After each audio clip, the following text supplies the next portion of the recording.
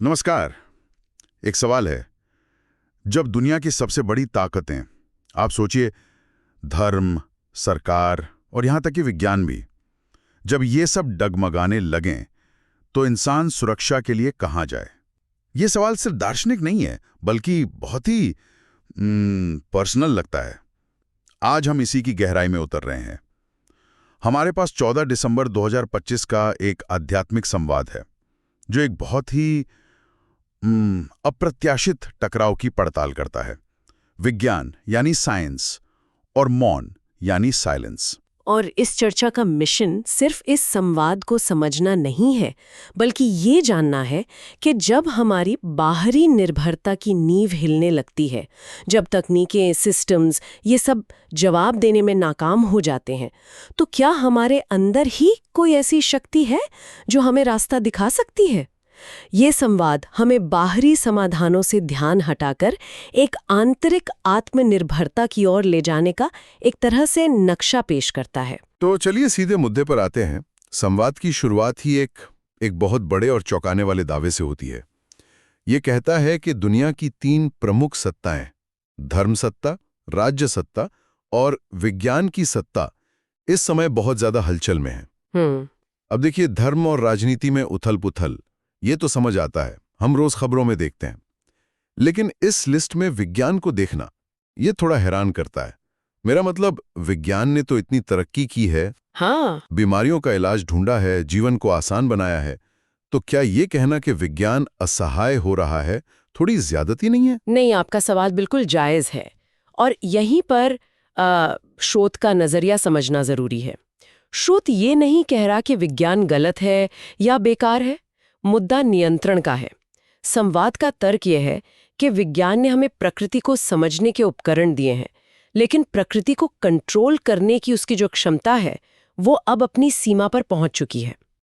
हम climate change को नियंत्रित करने के लिए पहले से कहीं ज्यादा वैज्ञानिक उपकरण बना रहे हैं, पर मौसम की घटनाएं और प्राकृतिक आपदाएं और ज्यादा अप्रत्याशित होती जा रही है ना। हाँ, ये तो है। तो ये विरोधाभास ही इस दावे का आधार है कि हमारे पास साधन तो हैं, पर प्रकृति अब हमारे कंट्रोल में नहीं है। अच्छा, तो ये विज्ञान की काबिलियत पर सवाल नहीं है, बल्कि उसकी सीमाओं की स्वीकृति है। बिल्कुल। ये ऐसा है कि आपके पास दुनिया की सबसे अच्छी कार तो है, लेकिन सड़क ही टूट गई है। सही पकड़ा, बिल्कुल यही। तो अब सवाल उठता है कि अगर हमारी सबसे बड़ी उम्मीद यानी विज्ञान हमें हर संकट से नहीं बचा सकता, तो फिर समाधान क्या है? ये हमें एक बहुत ही अलग दिशा में देखने के लिए मजबूर करता है। बिल्कुल, ये एक तरह का सिस्टम फेलियर का संकेत है। जब बाहरी व्यवस्थाएं अपनी सीमा पर पहुंच जाती हैं, तो संवाद हमें एक आंतरिक व्यवस्था की ओर इशारा करता है, और यहीं से चर्चा उस समाधान पर आती है जो पहली नजर में शायद थोड़ा अजीब लगे। जब स्रोत इतनी बड़ी समस्या सामने रखता है, तो वो उसका समाधान भी बताता है, और समाधान है साइलेंस की शक्ति। साइलेंस की शक्ति, ये शब्द सुनते ही मन में किसी पहाड़ पर बैठे साधु की तस्वीर आती है कि मतलब दुनिया की समस्याओं से दूर चुपचाप बैठ जाओ। लेकिन स्रोत इसे निष्क्रियता के रूप में नहीं, बल्कि एक सक्रिय सुरक्षा कवच के रूप में प्रस्तुत करता है। कहता है कि जब प्रकृति का खेल बढ़ेगा, तब साइंस के साधन काम नहीं आएंगे, तब सिर्फ साइलेंस की शक्ति या आध्यात्मिक बल ही रक्षा करेगा। ये थोड़ा अस्पष्ट लगता है। ये शक्ति असल में काम कैसे करती है? यहीं पर इस चर्चा की सबसे दिलचस्प अवधारणा आती है। ये साइलेंस की शक्ति सिर्फ चुप बैठना नहीं है, इसका एक नतीजा है, एक प्रैक्टिकल रूप है, जिसे स्रोत टचिंग पावर कहता है। सोचिए, जब आपका मन इतना शांत और स्थिर हो जाता है कि वो बाहरी दुनिया के शोर से प्रभावित नहीं होता, तब आपको अंदर से सही मार्गदर्शन मिलने लगता है। यही है टचिंग पावर, मौन से पैदा हुई स्पष्टता। Touching power. अच्छा, क्या ये अंतर्ज्ञान या जिसे हम गट फीलिंग कहते हैं, वैसा कुछ है? हाँ, बिल्कुल।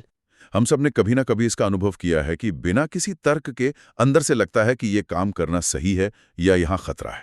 आप बिल्कुल सही जगह पर पहुंचे हैं। ये उसी गट फीलिंग का एक बहुत ही, क्या कहते हैं, उन्नत और शुद्ध रूप है।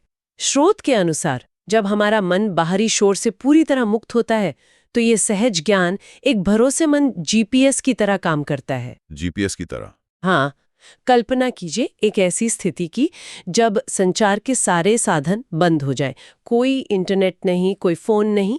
उस वक्त सही निर्णय कैसे लिया जाएगा? ये टचिंग पावर ही है जो बिना किसी बाहरी जानकारी के सही समय पर सही मार्गदर्शन देती है। ये अंदर से आने वाली एक स्पष्ट टचिंग है कि अब ये करो या इस रास्ते पर जाओ। और इस सुपर पावर्ड जीपीएस को चालू करने की शर्त क्या है? स्रोत इसके लिए कहता है कि हमारा मन और बुद्धि सदा क्लीन और क्लियर होने चाहिए। यह सुनने में तो बहुत अच्छा लगता है, लेकिन क्या यह प्रैक्टिकल है? मतलब 24 घंटे किसी के लिए भी कोई नकारात्मक विचार न रखना, ईर्ष्या, क्रोध, निराशा से पूरी तरह मुक्त रहना, ये तो लगभग असंभव सा लगता है ना? देखिए, यहाँ पर असंभव और मुश्किल के बीच का फर्क समझना होगा। स्रोत ये नहीं कहता कि ये आसान है, लेकिन वो इसे लक्ष्य के तौर पर रखता है। और क्लीन और क्लियर का मतलब सिर्फ बड़े बड़े नेगेटिव भावों से मुक्ति नहीं है। स्रोत इस पर बहुत जोर देता है कि अगर हमारे मन में किसी के लिए भी जरा सा भी सूक्ष्म रूप में कोई नकारात्मक संकल्प है, तो ये उस सिग्नल में बाधा डालेगा। अच्छा, ये वैसा ही है जैसे आप रेडियो पर कोई स्टेशन सुनने की कोशिश कर रहे हो और बहुत सारा स्टैटिक या शोर हो।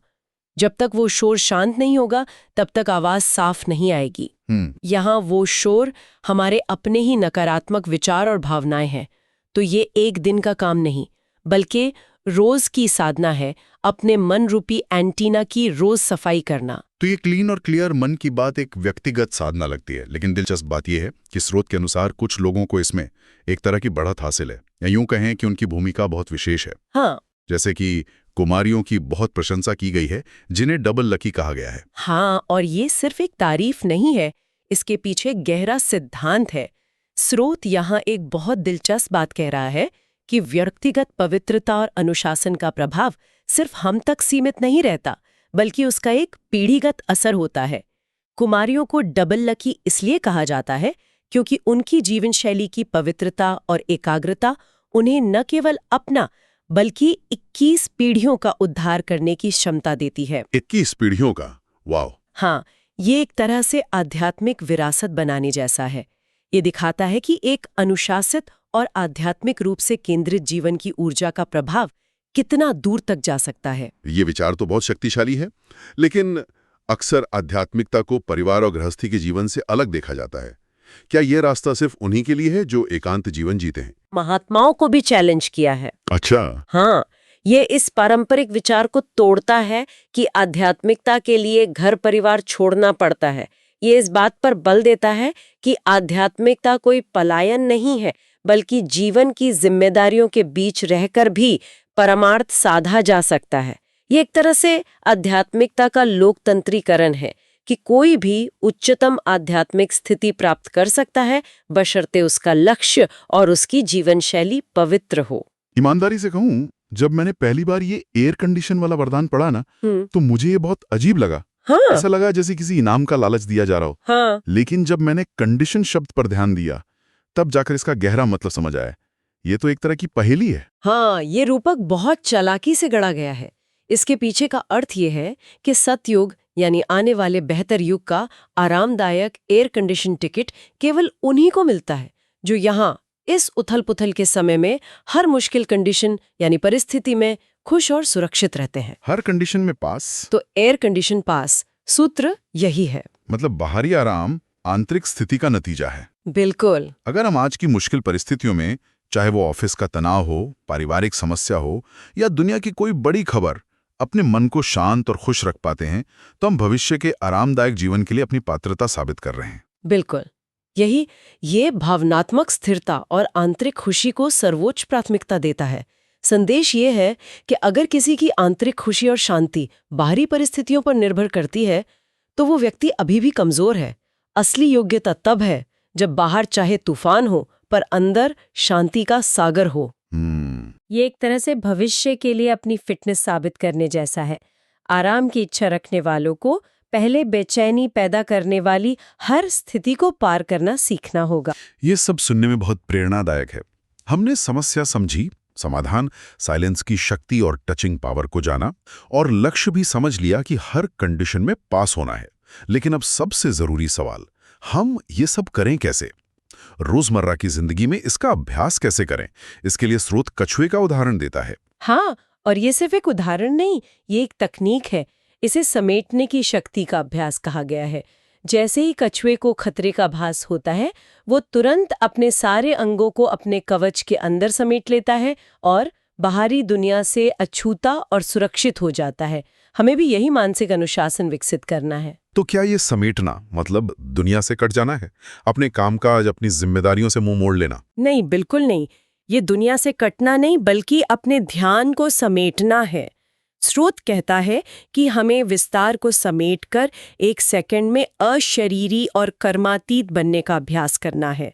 इसका मतलब है कि दिन भर हम जो भी काम करते हैं, हमारा ध्यान बाहर की दुनिया में, लोगों में, बातों में, समस्याओं में फैला रहता है। हाँ, सही बात है। समेटने की शक्ति का मतलब है कि हम 1 सेकंड में उस फैलाव से अपने ध्यान को खींचकर अपने आंतरिक स्वरूप, अपनी आत्मिक चेतना में स्थित हो जाएं। ये तो एक तरह का मेंटल रीसेट बटन हुआ। हाँ, जैसे ही बाहर कोई नेगेटिविटी, कोई तनावपूर्ण स्थिति या कोई व्यर्थ की बात महसूस हो, तुरंत अपने आप को उस सीन से मानसिक रूप से अलग कर लेना, 1 सेकंड के लिए अपनी आंतरिक दुनिया में लौट आना। एकदम सही।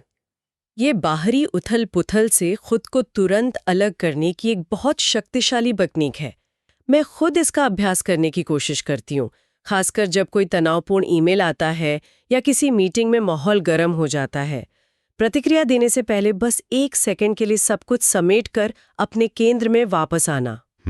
ये बहुत मुश्किल है, पर इसका असर तुरंत महसूस होता है। और ये सिर्फ एक रक्षात्मक उपाय नहीं है, ये हमारी आंतरिक ऊर्जा को बचाने का भी तरीका है। जब हम बाहरी बातों में उलझते हैं, तो हमारी बहुत सारी मानसिक और भावनात्मक ऊर्जा बर्बाद हो जाती है। ये अभ्यास उस ऊर्जा को बचाता है और उसे हमारी आंतरिक शक्ति को बढ़ाने में लगाता है। तो आज की हमारी इस गहरी पड़ताल को अगर संक्षेप में देखें, तो हमने एक ऐसी दुनिया की तस्वीर से शुरुआत की जहां विज्ञान समेत सभी बाहरी सत्ताएं अपनी सीमाओं पर पहुंच रही हैं, और हम एक ऐसे आंतरिक समाधान पर पहुंचे जो एक क्लीन और क्लियर मन, हर कंडीशन में स्थिर रहने वाली भावनाएं और कछुए की तरह अपने ध्यान को 1 सेकंड में समेटने की शक्ति पर निर्भर करता है। और इसका बड़ा संदेश ये है कि बाहरी अनिश्चितता के इस युग में सबसे बड़ी सुरक्षा और सबसे बड़ी ताकत हमारे अपने आंतरिक जगत में महारत हासिल करने से आ सकती है। जब बाहर की दुनिया अप्रत्याशित हो, तो हमारा आंतरिक जगत हमारा सबसे भरोसेमंद ठिकाना बन सकता है। ये हमें बाहरी निर्भरता से आंतरिक आत्मनिर्भरता की ओर ले जाने का एक रोड मैप है, एक व्यक्तिगत इमरजेंसी प्लान है।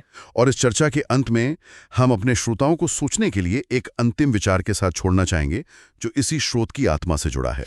आज की दुनिया में जहां हम हमेशा बाहरी नेटवर्क से कनेक्टेड रहने के लिए जुनूनी है, सोशल मीडिया, न्यूज़, काम, दोस्त, लेकिन क्या होगा अगर सबसे ज़रूरी कनेक्शन भीतरी हो? और अगर किसी दिन ये सारे बाहरी नेटवर्क्स, चाहे वो तकनीकी हों या सामाजिक, अचानक विफल हो जाएं, तो क्या हमारा भीतरी नेटवर्क इतना मजबूत है कि वो उस चुनौती का सामना कर सके?